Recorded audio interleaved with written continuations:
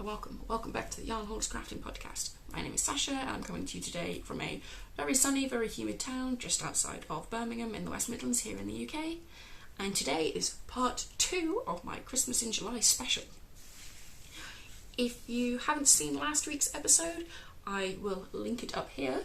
I highly recommend checking out that episode, if only for the intro, but that episode has lots of little patterns, lots of little items that you could use as gift knits or just a little something for the Christmas in July bug.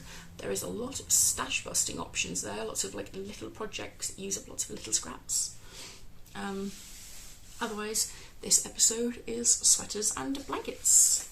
I will jump straight in with the first item on the list, which is the Ultimate Christmas Calendar by Ravelry Handle. I will once again apologise if I get these names horribly wrong. I am not great with names on the best of days, so I apologise. It will all be down here, as well as everything linked in the description box down below, links to the individual patterns, as well as to a Ravelry bundle that has 22 sweaters and blankets, not each, just all together. So yeah, the Ultimate Christmas Calendar. I could imagine this being a heirloom piece. Quite honestly, it looks stunning. It has 4 layout options as well, and endless colour combo ideas. Could be a great gift for baby's first Christmas, or to give to a couple celebrating their first year living together, their first Christmas. It's also very reusable, so it's eco-friendly, and it helps you to build your own advent, especially if you're someone with allergies who can't have milk-based products, because, well, trying to find allergy-friendly advent calendars is extortion. So, a great option for that. Plus, with all the different size compartments, you don't have to put just little pieces of chocolate in. You could put lots of things. I think one of the pictures shows lots of different sort of sweeties, like those sweetie necklaces and stuff like that. Eco-friendly, build your own advents, and yeah, I think it's lovely. I probably won't make one myself, if only because I already have my own refillable advent, and my partner just goes out and buys one every year because he can, because he doesn't have any allergies. Lucky bugger. The next pattern, and I love this pattern. I absolutely adore it. This is the Dinos on Holiday by This Bird Knits. It has the traditional ugly sweater vibes, but bring on the pterodactyl. Or a T-Rex? Yes, please. I've currently been watching a lot of dinosaur documentaries, so when I spotted this while doing some research for this video, I was like, yes, put that into my make later. It has a choose your own adventure style yoke, as well as the body, so you can pick from lots of different colourwork charts. I think there's 50 colourwork charts. They are not all dinosaur themed. There is quite a few like regular, like filler ones, little ones, very traditional Christmas. But this also comes in baby to adult. If you have say a little boy or a little girl who's very much into dinosaurs at the moment and they don't really want to wear anything that's not dinosaur themed, Dinos on Holiday. Don't know why I went that way, it's that side. But I adore this. I might have to make myself one of these. And to be honest, every single one of these could be different. Like, you could buy this pattern, make 6, 8, 10 jumpers, and not a single one of them is the same. You could just do the yoke as colour work, then the rest as just a plain stockinette body. You could do all over colour work. You could do mostly Christmassy charts with just a random pterodactyl chart thrown in across the chest. I love it, and I could imagine lots of children running around the playground being the envy of every other child on Christmas jumper day. And if you're also going to a work do that's having a Christmas jumper competition, why would this not win? How would this not win? Handmade, Christmassy, dinosaurs. Moving on. Number 3 is the Anders by Soren Kerr. This is a baby to toddler jumper, which is half colour work. So the top is all plain one colour, mostly knitted flat, I believe, because of the buttons. But then once you've joined it in the round, you split off the sleeves, you do this little colour work section, which, to be honest, isn't specifically Christmas themed, it is just trees. But I think this would be adorable. Maybe not necessarily for baby's first Christmas, if that's not your thing, but it's winter themed, it'll keep them warm, knitted up in a washable acrylic or a wool or even cotton, and it could be just adorable, and it can be worn for multiple months, although I suppose if you knit it in a newborn size, it's probably only going to be worn for about 5 to 6 weeks. But there is also a really cute thing I've imagined with this. If you have a set of twins in your family, knit them these but reverse the colours. It would just look adorable, sort of having the red on top and say a pink for the colour work, and then flip it. I think it looks adorable. If any of my friends suddenly announce they're having twins, this is probably what I'm going to knit for them. Pattern number 4, and this is adorable. It is the Reindeer Christmas Sweater by Wilma Westenberg. It is a crocheted sweater option that has a window portion cut out of it, where you can put your smartphone to have a funny, silly, moving eyes thing going on. Of course, if that's not quite your thing, you could just put a piece of felt behind there and a pair of big googly eyes. Easy to personalise, easy to sort out, you know. The funnier the better, the sillier the better, or if you're more of a serious person who wants to wear this to the office, just crochet some normal eyes. But this is a bulky weight pattern, I believe, so this is going to crochet up in about 10 minutes. If you're a experienced crocheter. I'm not the most experienced crocheter, I am faster at knitting, but I still think this would knit up in no time in a bulky weight yarn. And I don't think it's the most size inclusive of patterns, but I'm sure you could add a few extra stitches down the sides. Sort of bulky weight yarn, you wouldn't need to add that many stitches per inch really. I think it's probably like 3 stitches, 4 stitches per inch. Are they called stitches in crochet? I don't know. I'm a knitter who crochets. I dabble in crochet. I mostly knit. Although you wouldn't think that with my current projects. Yeah. Project 5. This is another crocheted project. It is the Festive Friends Blanket by Katie Mitchell. And this is a fun granny square patchwork style blanket. I do believe some of them actually start as granny circles and then you square them off. And it also has 18 festive appliques to make, which you can quite easily mix and match. If sort of angels and reindeer and candles and Christmas puddings aren't your thing and you wanted all snowmen, penguins and Santa Clauses, then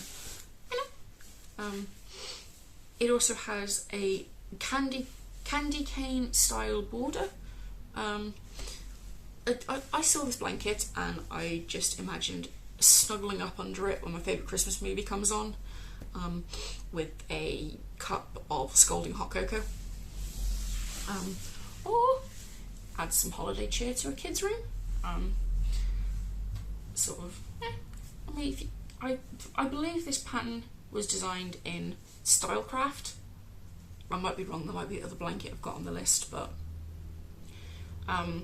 it's a washable yarn, it's easy maintenance, it's fairly cheap. You can make one of these for a kid's room, and if it gets a little bit mucky, just chuck it in the washing machine.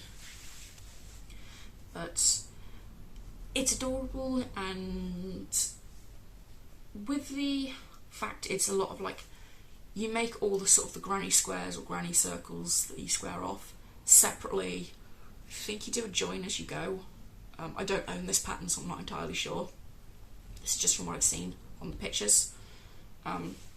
Join them as you go, and then you like stitch on the appliques later, which would make this a fairly easy project to take out and about, at least until it gets to the point where you join it all together and do the border. It's very potato chippy, and it's something that you could start sort of now, and then sort of just work on a little bit over the next few months to have it ready in time for the Christmas season. Just sort of a fun little idea. My sixth pattern, back to the sweaters, and this is picked out for the Scrooge in your life, which is the Krampus Yoked Sweater by Kathy Dobson. And oh, I love this. I wish I'd had one of these when I was a teenager. I was, probably still am, quite an edgy teenager, angsty teenager. I went through a huge emo phase, and I would have loved this, especially in the black and the red. It's lovely, it's amazing, and if you've got family members that are anti-Christmas or are very Scrooge-like, I'd make this for them. I think it looks lovely. It gives sort of the anti-Christmas feel, and it's amazing. And I'd be tempted to make one for myself even now, even though I love Christmas. I would probably also add a little bit of extra interest to the hem by putting little red flames down the bottom,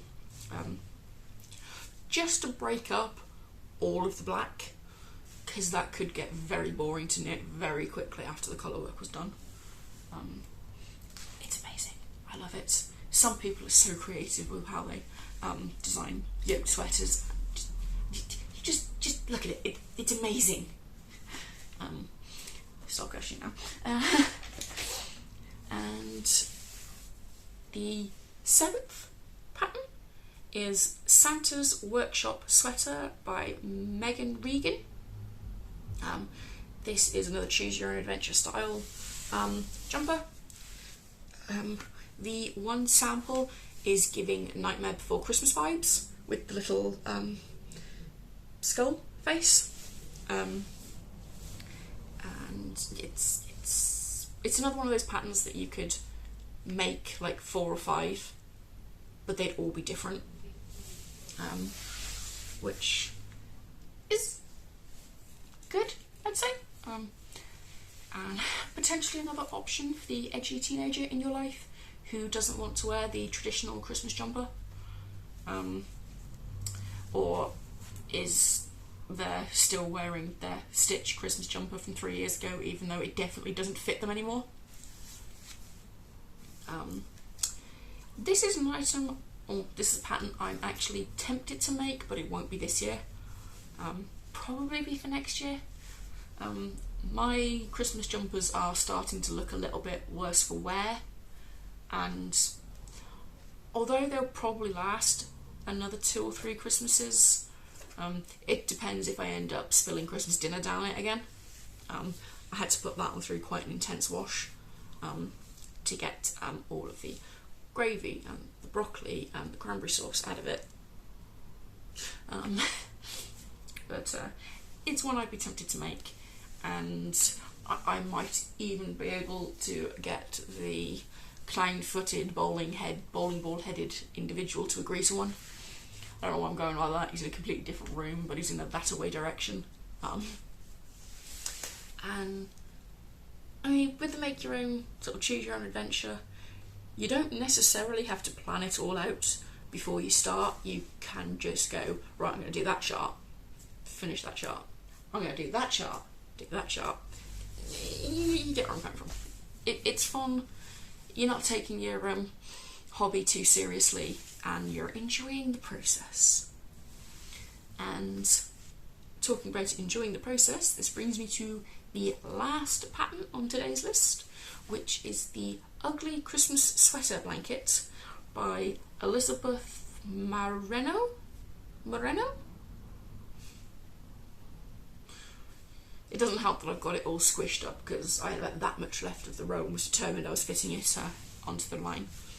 But this beautiful, amazing, lovely blanket was inspired by the traditional ugly Christmas sweater, and I love this. I think it is gorgeous. I think it would make an amazing heirloom piece to pass down.